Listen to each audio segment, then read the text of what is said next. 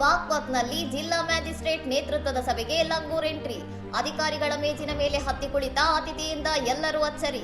ಬಾಗ್ಪತ್ನ ವಿಕಾಸ್ ಭವನದಲ್ಲಿ ಜಿಲ್ಲಾ ಮ್ಯಾಜಿಸ್ಟ್ರೇಟ್ ಅಸ್ಮಿತಾ ಲಾಲ್ ಅವರು ರೈತರ ಸಮಸ್ಯೆಗಳ ಕುರಿತು ಸಭೆ ನಡೆಸುತ್ತಿದ್ದಾಗ ಲಂಗೂರೊಂದು ಸಭಾಂಗಣಕ್ಕೆ ನಡೆದುಕೊಂಡು ಬಂದಿದೆ.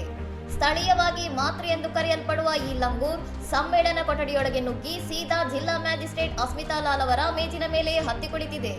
ಲಂಗೂರ್ನ ದಿಢೀರ್ ಪ್ರವೇಶದಿಂದ ಅಧಿಕಾರಿಗಳು ಸ್ವಲ್ಪ ಹೊತ್ತು ಆಶ್ಚರ್ಯದಿಂದ ಕುರ್ಚಿಯಿಂದ ಎದ್ದರಾದರೂ ನಂತರ ಶಾಂತಚಿತ್ತರಾಗಿ ಪ್ರಾಣಿಯನ್ನು ಸಮಾಧಾನಪಡಿಸಲು ಪ್ರಯತ್ನಿಸಿದ್ದಾರೆ. ಈ ಲಂಗೂರ್ ಕಲೆಕ್ಟರೇಟ್ ಆವರಣದಲ್ಲಿ ಬಹಳ ಪರಿಚಿತವಾಗಿದ್ದು ಮಾನವ ಉಪಸ್ಥಿತಿಗೆ ಒಗ್ಗಿಕೊಂಡಿದೆ.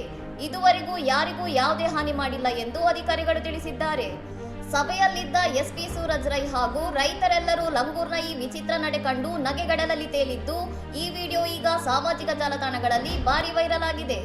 ಇನ್ನಷ್ಟು ಸುದ್ದಿಗಳಿಗಾಗಿ ನೋಡ್ತಾ ಇರಿ ಸೌರಂ ಟಿವಿ.